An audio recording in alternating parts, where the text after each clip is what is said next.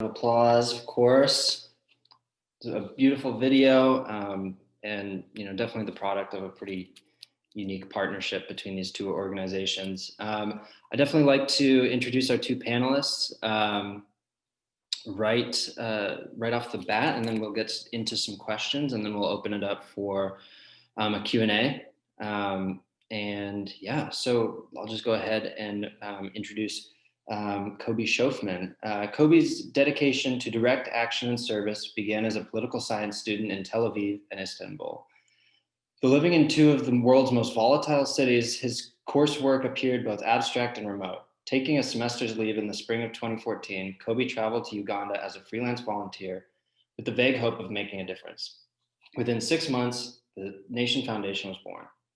Since then, the Nation Foundation's work has impacted thousands of students, teachers, and their families through innovative, collaborative international development programming.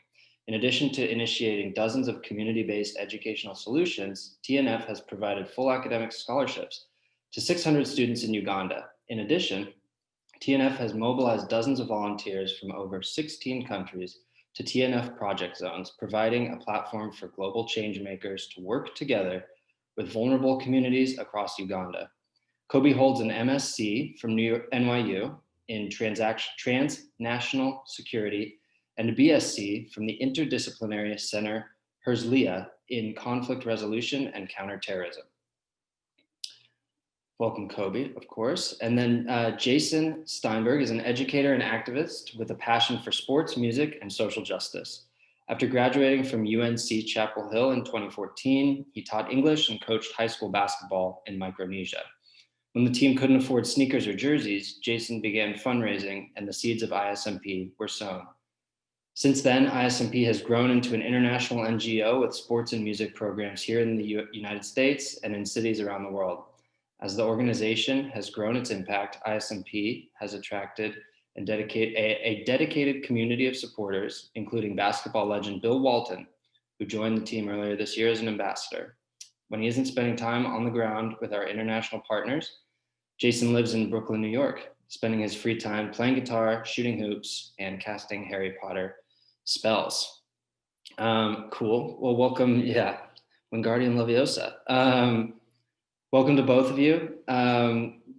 I think everyone has enjoyed the video, and hope you guys are enjoying your Sunday. And I was gonna maybe start with Jason, just open it up and ask about the nature of the partnership between the Nation Foundation and ISMP. How did it come about? Sure. Well, thank you, James and Kobe and everybody who's taken time out of their Sunday to be with us today. It means a lot. It's a great privilege, and I don't say that lightly, to work with Kobe and the Nation Foundation, who are doing such incredible work. I learn from Kobe every time we chat. But the first time we connected was actually through people who are here in the audience, just through mutual friends. Roy Caston, shout out to Roy and Rachel, that said that we should connect because they were pretty surprised at how similar our goals were at the ages that we were. This was maybe 4 years ago that we started connecting as pretty young, green, hungry people trying to make an impact in the world. And from the first time we connected, we just vibed and had a lot of shared goals and had a slightly different way of going about them, which allowed us to do more together. And this is not the first project we've done together, and it certainly won't be the last. But it's awesome working with Kobe and the Nation Foundation, truly. Nice. In terms of the partnership, how did the two organizations complement each other? Maybe open that up to Kobe. Yeah, that's a great question. I mean, first of all, thank you for having us, and shout out to all the participants that are here spending their Sunday morning, afternoon, or evening with us today. Look, Jason is an exceptional project manager and has a unique perspective on the impact of sports, specifically for this project, in vulnerable communities across the spectrum. And so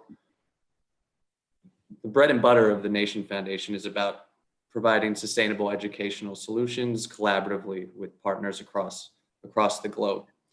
But when you're able to partner with an expert in a specific field like Jason, who knows firsthand how to run sports and music projects in multiple countries serving different populations, we find ways to lean on each other for certain, aspects of this incredible work.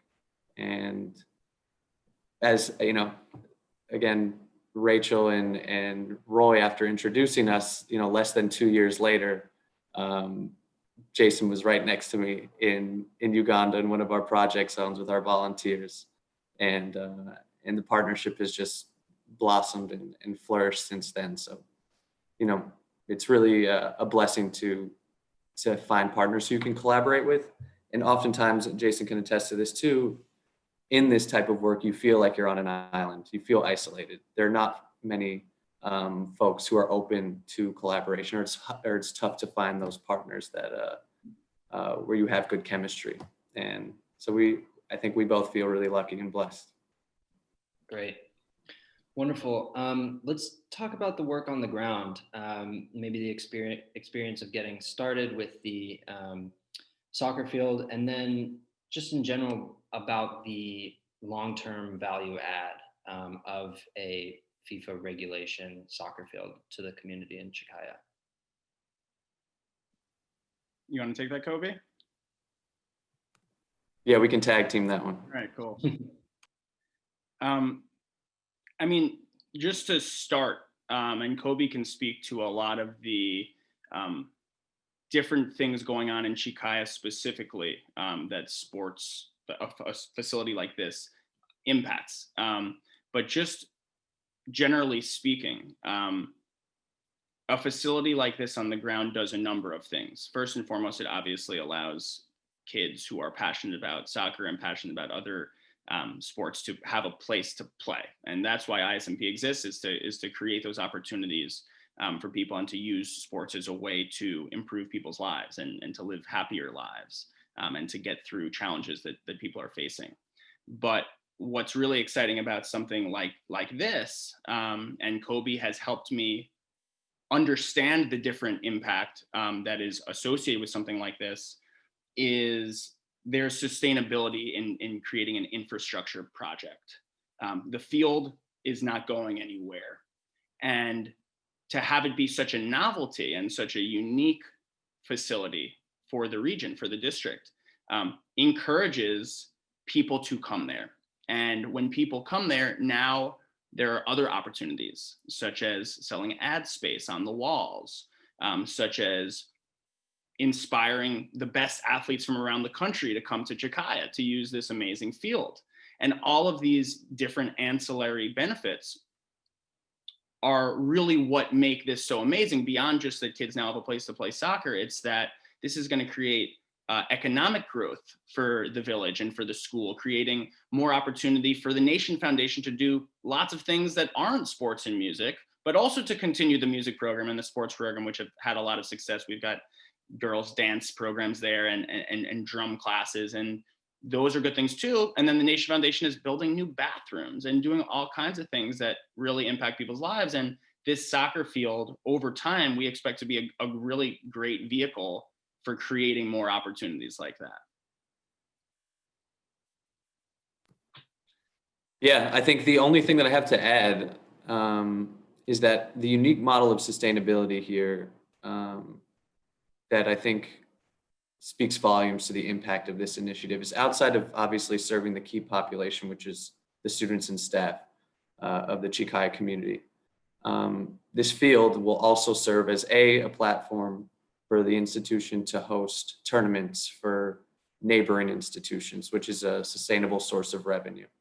And the second, and we're still in this process now given the COVID situation, but a number of professional teams have been placing bids on the facility to utilize after school hours as a practice facility and to host professional matches. This type of influx of revenue is certainly uncommon in vulnerable districts like that of Kikaaya Bulenga. And so this is something that's obviously overwhelmingly positive for all of our key stakeholders on the ground. And just one, I know we're going to get into some COVID conversation at some point. But it is important to note that now, obviously, there are no professional matches taking place. School has yet to resume, et cetera. But this large open space, this athletic facility, has been able to serve during the times of COVID as obviously abiding by regulations and restrictions as a space for folks to go out and breathe, to move, to be in the outdoors. And as we all know, our mental health is in a certain state right now. And so having those opportunities to get out, move, play, speak to folks from a distance, I think it is really, really key. Totally. Can we talk a little bit more about both organizations' adjustment to the pandemic, to the global pandemic, and how this project might be kind of indicative of the long-term, hopefully not too long-term, adjustment to the ravages of the disease?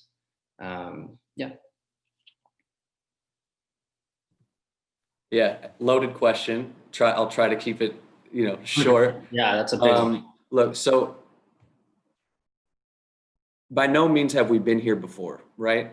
But we have dealt with extreme famine that's plagued this specific community about 3 years ago. So we were no stranger to what emergency rapid response assistance work. And obviously, as an educational organization, you wouldn't think that the centerpiece of that organization is to provide critical food assistance, sustainable water technologies to vulnerable populations across the spectrum. But we've had to pivot before. And so we were able to quickly pivot in this situation. Uganda, our schools in Uganda went into lockdown in March. And unlike schools here in the States, or where most of the folks are joining us on this call, there's no, Google Classroom or Zoom technologies that can hold institutions together virtually. And this is something that, we forget about, and at least I know folks here in California do. And it's really tough to have kids around the house 24/7, not surrounded by their friends, and so on and so forth, but at least they have a virtual outlet to learn. In Uganda, that's not the case.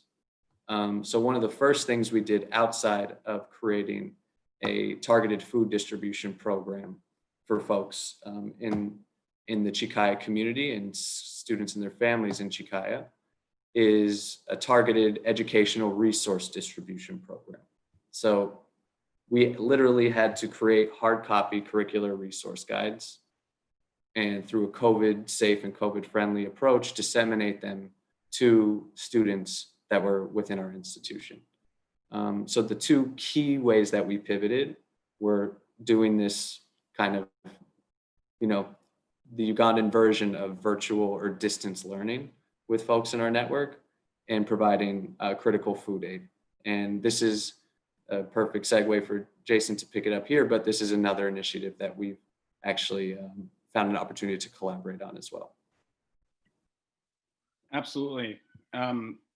We all know the effects that COVID has had on our own community.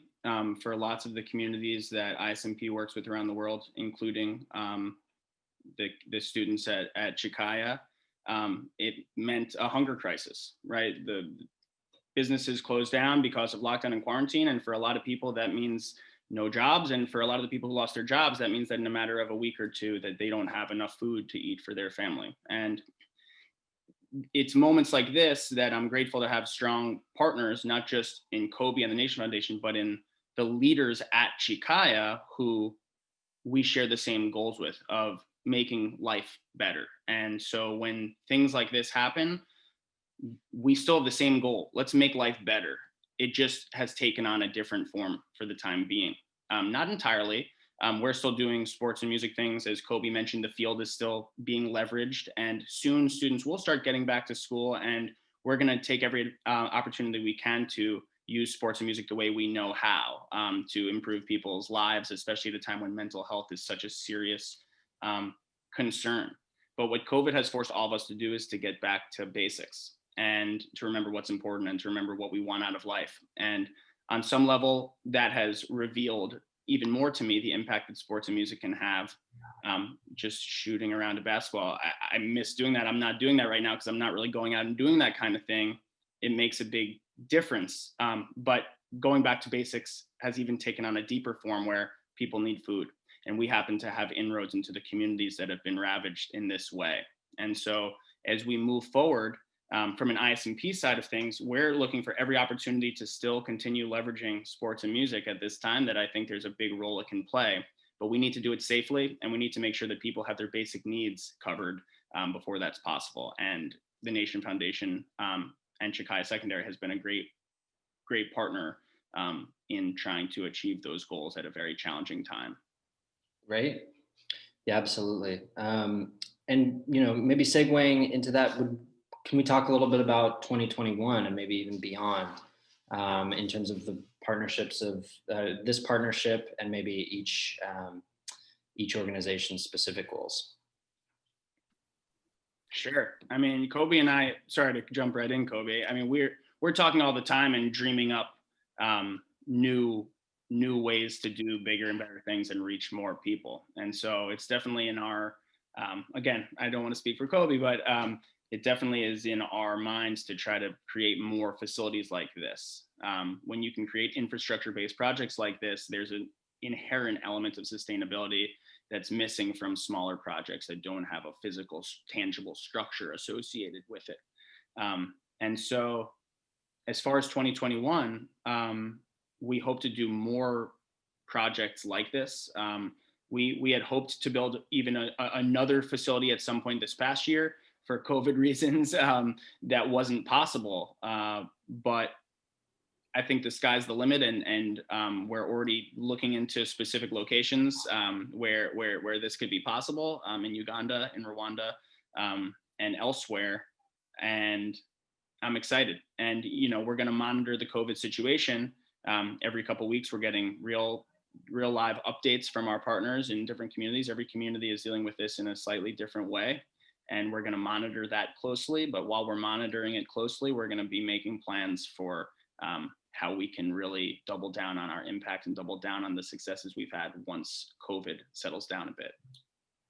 Right. How about you, Kobe? Yeah, I mean, nobody has the gift of prophecy, right? I'd love to say that we're going to launch an impactful project every quarter together with ISMP, but we're evaluating the COVID situation in basically 2 to 4 week chunks. And Jason and I are checking in during those times. So, but I will say that, having a partner that approaches this type of work in the same way makes creating impactful programs much more easy. Jason, as well as us, don't go into a community and say, you guys are doing it wrong. It needs to be done this way. These are community-based programs, asking the key stakeholders on the ground, what are the needs that they see and how can we collaboratively address them? So I don't imagine Jason going into a rural community in Rwanda and saying, you guys need a hockey rink. This is what you guys have been missing. He works with the folks on the ground to understand the needs and the issues that community is facing and thinks about how he can create collaboratively an initiative with those partners that will address those needs. And that's exactly how we approach our work as well. And so I'm sure there are going to be more collaborations to come in the next year. It's just difficult to say it's going to be these 4 exact things at this time.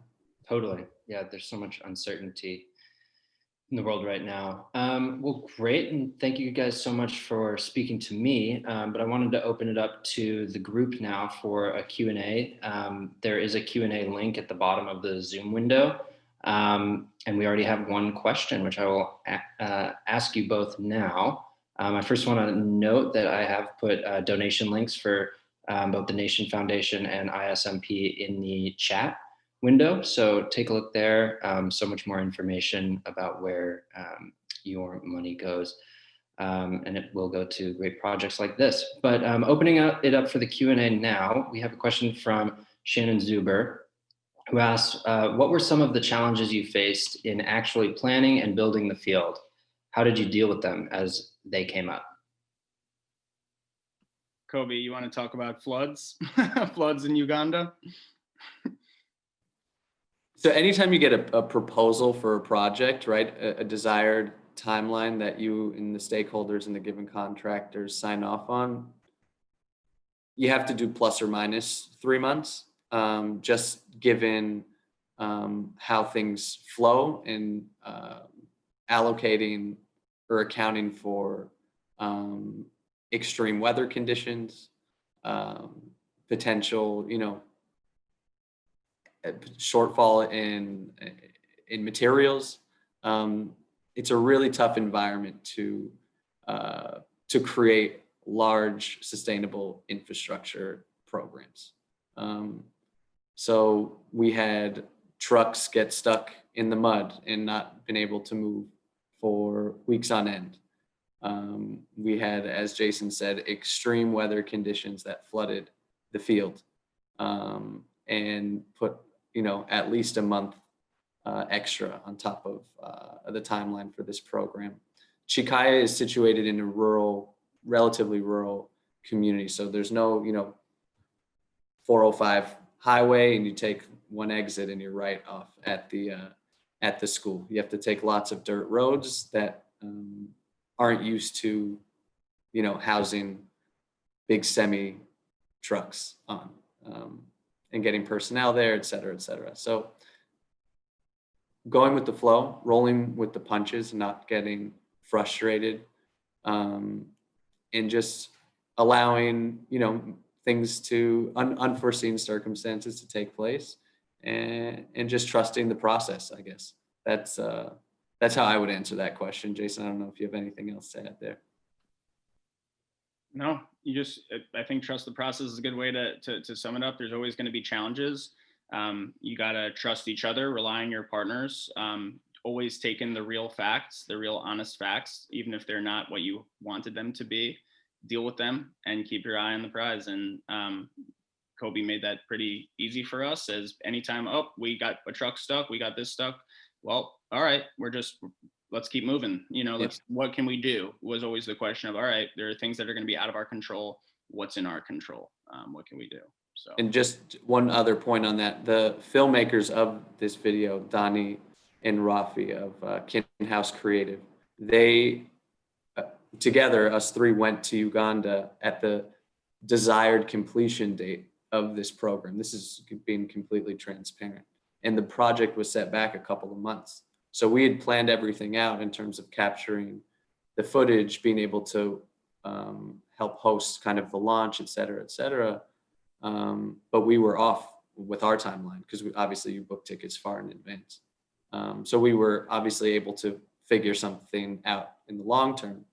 But that just gives you kind of a first person glimpse into, the realities of a timeline of a project at this size. Absolutely. Jonah is asking, how do you partner with local organizations for the completion of a project like this? Are there ever difficulties finding reputable or consistent resources? For example, construction, how is it sourced for the field? Good question. Kobe can talk a lot about the sourcing of the construction, but really it's about doing your due diligence and doing your research and relying on the know-how of our partners. In any community that we work in, there's a lot that I'm always going to be able to learn from someone who lives there, from someone who understands the way business works in that particular community or that particular country, that understands the way the culture is and certain do's or don'ts about general communication that we might take for granted. And so whenever it's time to start researching how exactly something's going to get done, it starts with our partners. Where would they look? How do they feel like we can get the cheapest option? Do they know anyone personally that they've worked with before?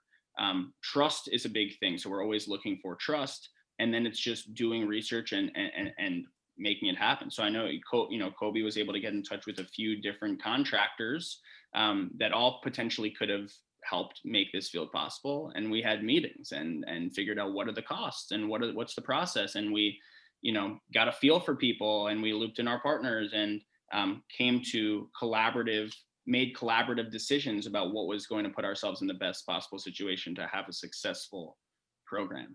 So it's easier, and Kobe started saying this before, but the last thing I'll say is it gets a lot easier when you have good partners, because it's shared responsibility, and no one is the single last line of defense. There's always going to be different people that are involved and that are going to be able to weigh in and help us come to the right conclusion.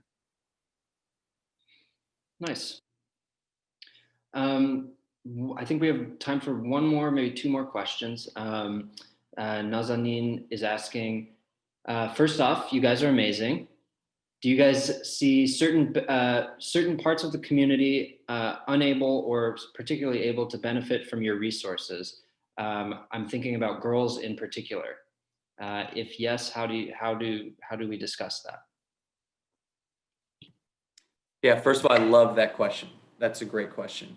And I think this is another data point that makes the programs that we host collaboratively unique, but also what makes our partners even more unique.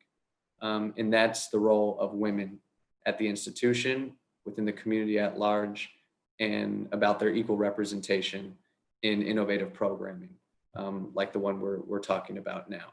We have a women's soccer team. Most institutions in Uganda do not have that. We have a separate program that we hosted together, but a women's netball team.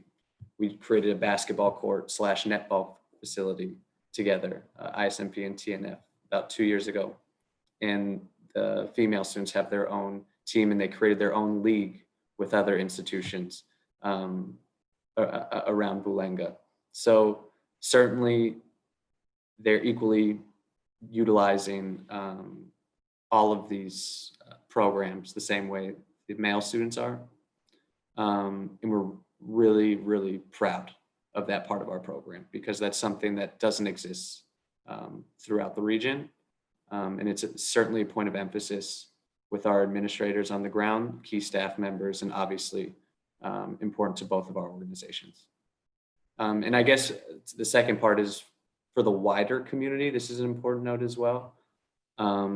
We have certain hours of the facility that are open for public use, right? It's not something at this scale shouldn't just be able to benefit folks who are enrolled in school and then folks who are paying for the facility. So we do have a certain schedule in place that opens up the facility to folks that live in the surrounding, Bulenga district. So try to make it serve as a resource for everybody and as a source really of pride for the community as a whole. Great. I think we'll wrap it up with this with one last question from Owen Nealand, who says, "Great work. How has your work made you evolve as people?" Wow. Deep question. Wasn't prepared for that one. I don't know. I guess in a lot of ways. The big takeaways from me working with Kobe, working with Kikaaya, and working with different partners around the world is just that our similarities are greater than our differences. As cliche as that sounds, I learn from every person that I work with. We all have shared goals. You talk to people from different places, and you learn that no matter how much money you have or what color you are or anything else, that we all just want to be happy. We want our families to be happy. We want to find fulfillment. We want to be safe.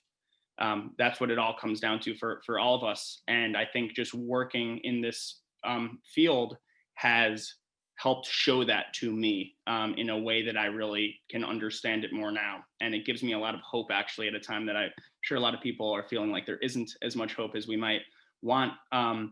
Well, there are people all over the world who feel just like you do and just like I do. And we all want to play soccer and we all want to have bathrooms to use. And each of us, just by being here today, are chipping away little by little. And yeah, I think I've just grown in the sense of I have faith in people in a big way. And it's cool. I'm grateful for it. Great. How about you, Kobe? Tough to follow. So I second everything Jason said. Having faith in people, that's key, right? That's something that I think is an idea that's challenged in these times, especially. But to answer the question specifically, don't look at it as a way to help myself evolve or the organization evolve, right? This work is about the students and the staff members and the surrounding community. So giving pathways for these folks to access the same opportunities that we have been lucky enough to have is what, makes it all worth it and what keeps, I know Jason and I both up at night. So we're always thinking about ways that the organization can be better, in ways that we can create more flourishing and sustainable, impactful programs. But at the end of the day, it's about the folks that we serve. It's not about us evolving as people. It's about providing avenues for these folks to grow, thrive, and become, the future leaders and change makers of their respective communities. So that's how I would answer. Thanks for the question, Owen. That's wonderful. And with that, I think we are going to wrap things up. I want to thank everyone for coming and thank our two panelists, Jason and Kobe, and for not only making the soccer field happen, but for making the video happen and for all of their ongoing work. I did mention earlier, I've put donation links in the chat box of this window, and should note that the video will be sent out to you ASAP. And we would all appreciate it so much if you would share widely with your networks. And we're just trying to get the word out as widely as possible. So email us with any questions you might have. And thank you so much for making the time on a Sunday.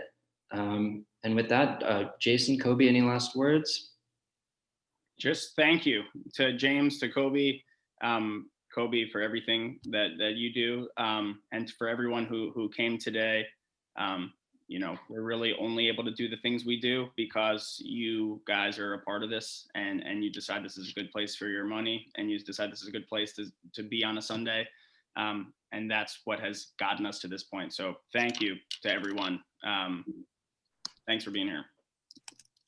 Yeah, more thank yous from my end as well. Be on the lookout for this video being blasted all over social media. Like, share, subscribe, retweet, reshare, re-insta, whatever the terms are. And looking forward to catching up with everybody on this call offline. And if anybody has any questions about our organizations and our collaborative work as a whole, feel free to contact us through our website. And we're looking forward to, connecting with all you guys offline. So take care and have a great rest of your Sunday. All right, everyone. Thank you so much. I think we'll sign off here. Have a good day.